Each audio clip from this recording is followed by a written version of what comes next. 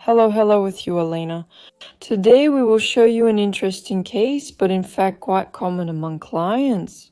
That is, they often come up with such a thing, saying that I have a similar emptiness on 2 fingers from both sides. That is symmetrical onycholysis, and here of course it is worth thinking about why it is so symmetrical and even. Let's start with the fact that he is quite healthy here.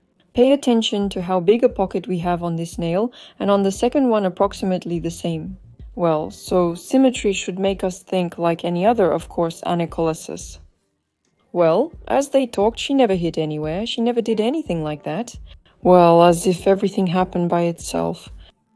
In fact, it's quite a common occurrence when people say that I didn't do anything at all, everything happened by itself.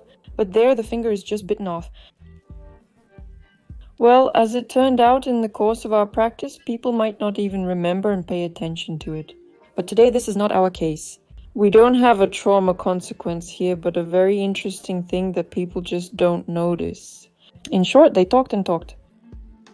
By the way, speaking of work, Master Elena I.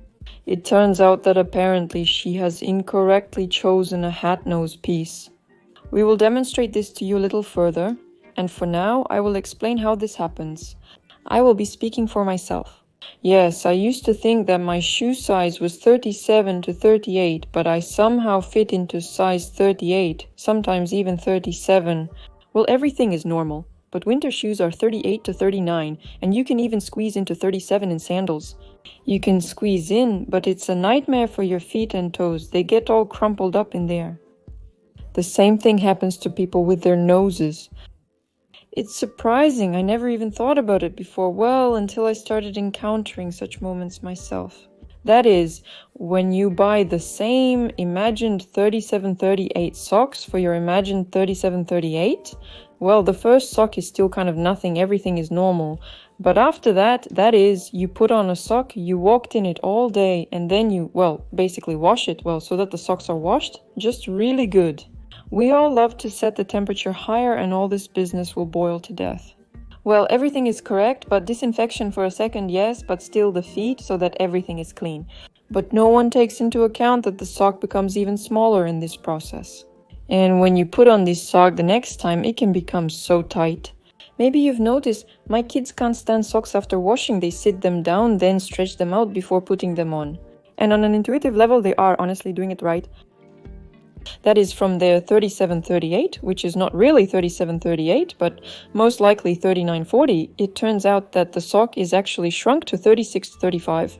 And of course, when we put on such a sock-like garment, it simply doesn't fit and the toes will be bunched up.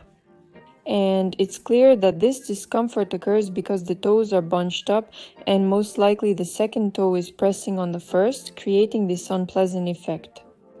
So what should you do? I recommend buying socks a few sizes larger, that is 37 to 38. We take 39 to 40.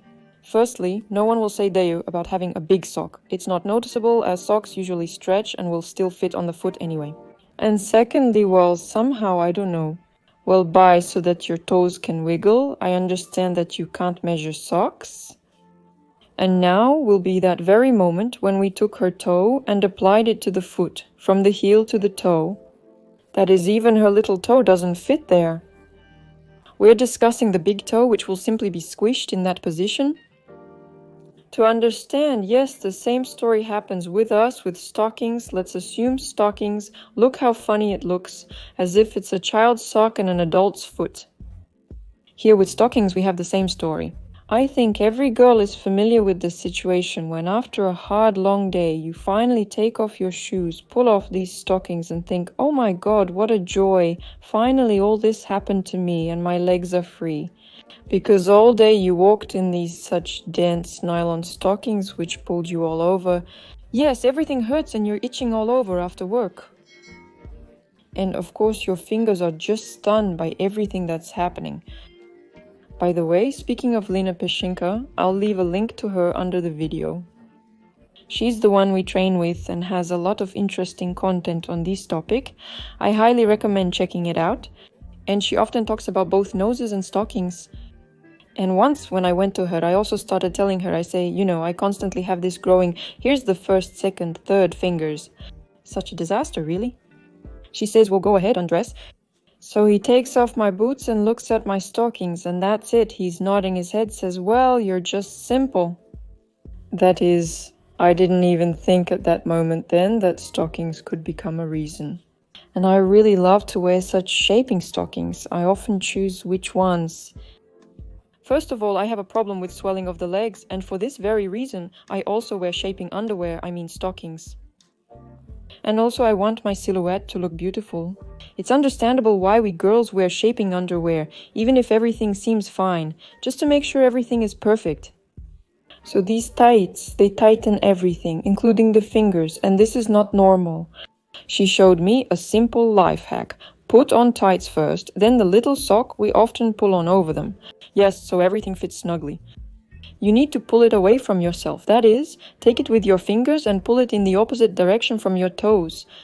Well, that is to organize this space there so that in the end your toes could wiggle. Such a bad, I say, simple life hack can actually help you a lot. Well, in general, choose the right socks and shoes, and we will continue to create content on this topic. And now, if you're interested, you can go straight to Line, and there's also a lot of cool stuff there. She has a real feast on her account. I'll leave a link to the Instagram channel. Lena doesn't have a YouTube yet, but I'm persuading her. That's all for now. Bye.